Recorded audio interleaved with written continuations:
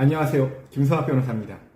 저는 대한변호사협회 공식인증 형사전문 변호사이자 제주지방법원 재판부별 국선변호사, 제주지방법원 논스톱 국선변호사를 역임하면서 수많은 형사사건의 변론을 성공적으로 수행해왔으며 현재 다수의 형사사건 변론을 수행하고 있습니다.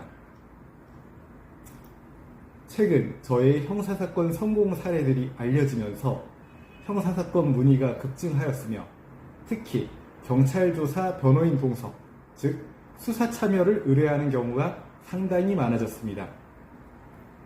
다만 경찰 조사에 있어서 변호인 동석이 불필요한 분들도 수사 참여 의뢰를 위해 저희 사무실을 방문하시는 경우가 많아지게 되어 그분들이 시간과 비용을 들여 무용할 수고를 하지 않도록 하기 위해서 이번 영상을 빌어 경찰 조사에 있어서 변호인 동석이 필요한 경우에 대해서 정리하도록 하겠습니다.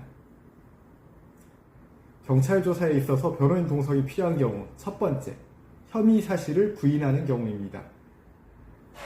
혐의 사실을 부인한다면 혐의 사실을 부인하는 취지를 정리하고 그 취지가 사실관계를 부인하는 것이라면 본인이 구성하는 사실관계를 주장할 필요가 있으며 부인의 취지가 법리적 주장이라면 법리적으로 범죄에 해당하지 아니함을 주장하여야 합니다. 적극적으로 방어를 해야 하는 입장에서 이러한 부분들을 놓치지 않고 주장하기 위해서는 경찰 조사에 대한 철저한 준비가 필요할 것이고 형사사건에 대한 풍부한 경험이 있는 변호인의 조력을 받을 경우 빈틈없는 준비가 가능합니다. 경찰 조사에 있어서 변호인 동석이 필요한 경우 그 두 번째, 혐의 사실을 인정하지만 사건의 경위와 관련하여 특별한 사정이 존재하는 경우입니다.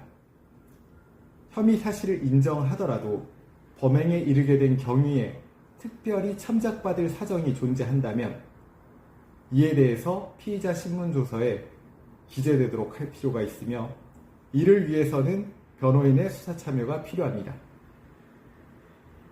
제가 과거 변호하였던 교통사고 처리 특례법 위반 치상사건에서도 본 변호인이 사건의 내용을 검토한 결과 사고 발생 경위와 관련하여 사건 당시 도로 사정이 매우 좋지 않았고 피의자의 과실뿐만 아니라 환경적인 요인이 경합하여 피해자에게 피해를 발생시켰음을 알게 되어 이와 같은 내용들을 경찰 조사 전 미리 정리하여 의견서로 제출을 하였고 피의자에게 이와 같은 사실을 정확히 숙지시켜 진술을 하게 하여 그 결과 피의자가 기소유예 처분을 받은 사례도 있습니다. 경찰 조사에 있어서 변호인 동석이 필요한 경우 그 세 번째, 혐의 사실에 대해서 정확하게 알지 못하는 경우입니다. 고소 사실이 장황하고 복잡하여 정확한 혐의 사실을 특정할 수 없는 경우에는 반드시 변호인의 조력을 받아 방어 전략을 수립해야만 합니다. 고소 사실이 장황하다고 하여도 형사사건 전문가는 법리적으로 의미 있는 고소 사실을 추려낼 수 있으며 이와 같은 부분들에 대한 방어 전략을 수립하는 방향으로 경찰 조사를 대비할 필요가 있습니다. 경찰 조사에 있어서 변호인 동석이 필요한 경우 그 네 번째는 성범죄 사건의 경우입니다. 성범죄 사건의 경우에는 피의자의 진술이 조서에 어떻게 기재되느냐에 따라 향후 수사와 재판에 있어서의 처분이 천차만별로 달라질 수 있습니다. 따라서 변호인과 함께 경찰 조사 시 진술할 내용들을 미리 정리하여 선처의 가능성을 높일 필요가 있습니다.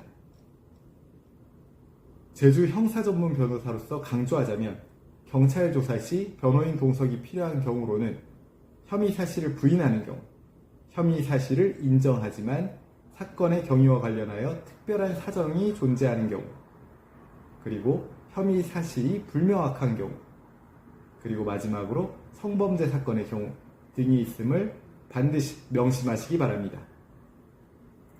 현재 특정 범죄 혐의로 수사와 재판을 앞두고 계시다면 언제든지 제주 형사전문 변호사 김성학 법률사무소를 찾아주시면 신속 정확한 해법을 제시해드리겠습니다. 조금이나마 도움이 되셨으면 합니다. 감히 최고라고 자부할 수는 없지만 여러분의 권리를 지키고 항상 최선의 결과로 만족을 드리는 김성학 변호사입니다. 감사합니다.